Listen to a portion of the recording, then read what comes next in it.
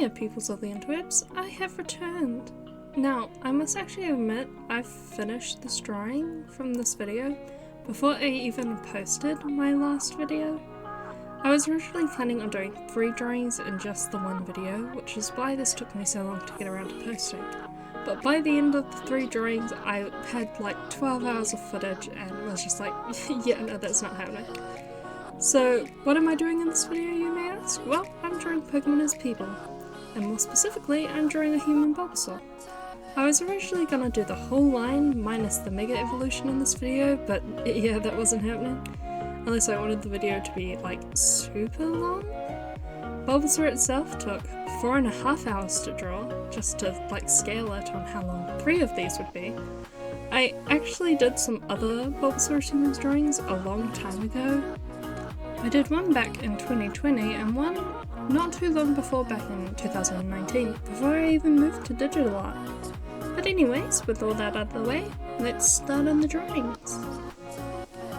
Now, originally with Bulbasaur's design, I wanted to make him look really childish and young, just to reflecting the first evolution in the line. This, however, didn't last very long. He ends up, by the end of it, to look a bit more like a tween, you know, maybe somewhere between like 10 and 12. I find it's something I struggle a lot with art. It's just like conveying the different ages of people is something that is quite hard to do if you don't know how to do it. And I certainly don't. Like, I'm fine with drawing like young adults and teens. That's fine, that's easy. But when it comes to drawing either people older or younger than that, I don't know what I'm doing, to be honest. One of my friends actually was talking to me when I showed her the final drawing and pointed out that if you compare my now 3 different Bulbasaur as human drawings, they get bigger and older each time with age, which, while unintended, is kinda cool. I decided that for the layout of these Pokemon as human drawings, I would draw a chibi version of each of the characters, and a quick drawing of the Pokemon, and maybe fill up the space with like accessories and whatever else they're wearing that I thought could use some more detail. Just as a way to fill out the left side of the canvas, because honestly I didn't know what else to put there. But to be honest, I found the chibis pretty handy, because I used them as a way to decide exactly what I wanted the character to look like. More specifically, their hair and clothes, because that was the clearest thing to convey in chibis. And despite having decided what the character would look like, the sketch still took me a few tries, just because posing is hard and I didn't know exactly what I was going for. I settled on something I was pretty happy with though, so you know, there's that. Now, with the left side of the canvas, I wanted to go something really simple. I wasn't meaning to spend as long on the line art on the side as I did, just with, you know, the quick drawings. I was going to make them really sketchy. It didn't happen, it didn't stay that way. I just ended up line arting everything anyway, which I tend to do all the time, honestly. I swear to God. But regardless, I didn't end up doing any colouring for that side. I did some slight shading because I have little to no self-control, but no colour. Well, they're green, but you know, not specific colours, let's say. I just want to keep them a little bit more simple than the final drawing, just so they didn't, you know, take away the spotlight from the final drawing, which I wanted to look, you know, pretty fancy and like detailed. And while I talk about that, you'll notice that it's suddenly finished in the recording, and that's because I forgot to film colouring in and shading the little guys on the left.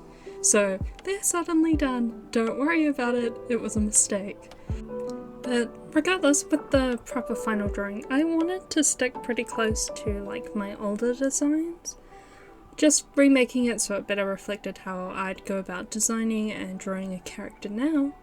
I kept the general outfit of them the same, where he has, you know, a beanie with Bulbasaur ears, a backpack just to represent his like back bulb, and Converse shoes just to represent, you know, Bulbasaur's white like feet nails.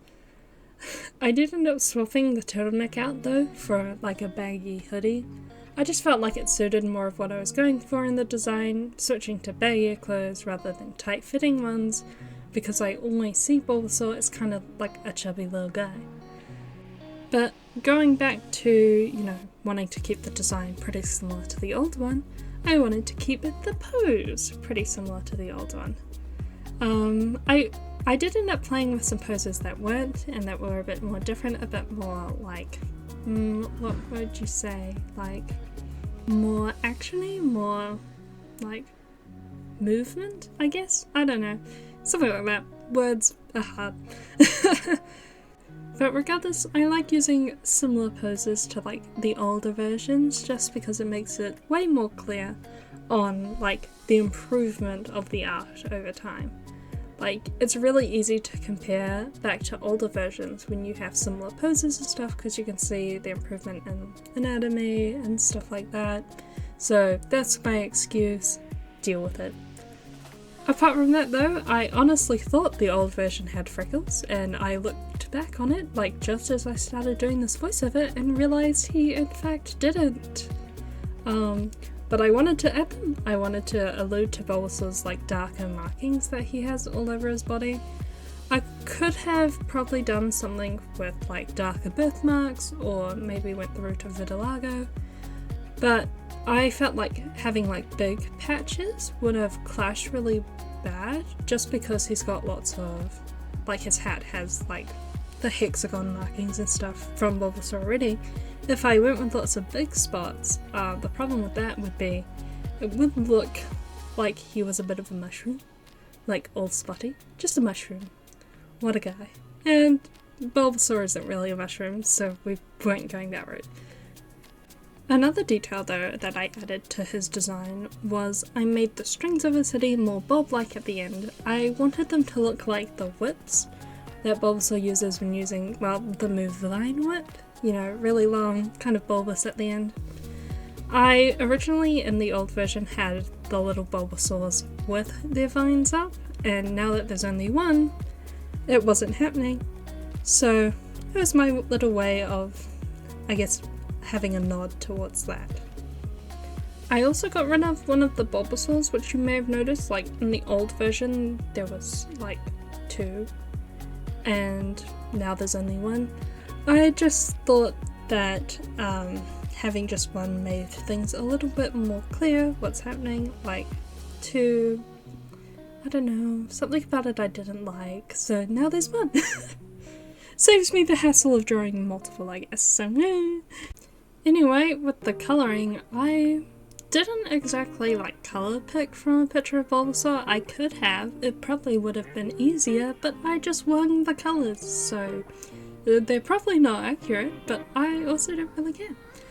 I changed up some of the positioning for like the colours and where they were on the old one. I kept them almost the same. Just like, you see the pants, they're brown now. They were green, but I thought that that was way too much green. It was a lot of green. There was a lot of green. I know Bulbasaur is green, but there was a lot of green. Having the brown pants where they are helps break up the colours a little bit more. He's got brown hair, so the brown pants fit in pretty well with the colour scheme I ended up going with, and just helps break up all of the mini greens. Just a little bit. And I took a while to decide what I wanted to do with his shading, so I ended up doing the background before I shaded him, when normally I'd do it the other way around. But I was trying to decide, because I really liked how he looked unshaded, and I ended up running to my friend who also does drawing, and I was like, what do I do? Do I shade him? Do I not shade him? Do I just leave him? I couldn't decide. She ended up telling me just to go with like really simple like green multiply layer shading, which I did end up doing and I did end up liking, so there is that. I just went over with like a low opacity mode and just covered everything in shading. I did end up lighting it a bit, overlay layers. They tasty, they make everything shiny. I can't control myself. I love adding shiny bits, so it all became shiny. Coloured in the line art and called it a day. And with that done, it's done. They're my boys, my beautiful lovely boys. I've got now three different Bulbasaur drawings, and they get better every time. I'm pretty proud of how he turned out. I love him. He's a cutie. What can I say? But anyway, that's it for this video. I hope you guys liked it. It was one that took me a while to get around to making. So, you know, there's that. I've got 2 other ones of these. I've got Ivysaur and Venusaur both done. I'm planning to do all of the other Kanto starters in their lines. I might end up doing more. I do like doing these, and you know, one day I hope to do like all of the Kanto Pokemon, like all 151 of the original ones. Will I ever do that? I don't know. Would I like to try? Yes, I would. So we'll see how long this goes for. You know, But regardless, if you're interested in seeing more Pokemon as human drawings or just more things in this kind of style, feel free to subscribe. I'm planning on posting once a week. I stopped for a little bit, but we're going to try to go back to that because I have a bunch of footage now. So, you know, for at least the next few weeks I'll be posting weekly. But with that out of the way, this is the end of the video, and I am heading off. So, see y'all in the next video. Bye bye!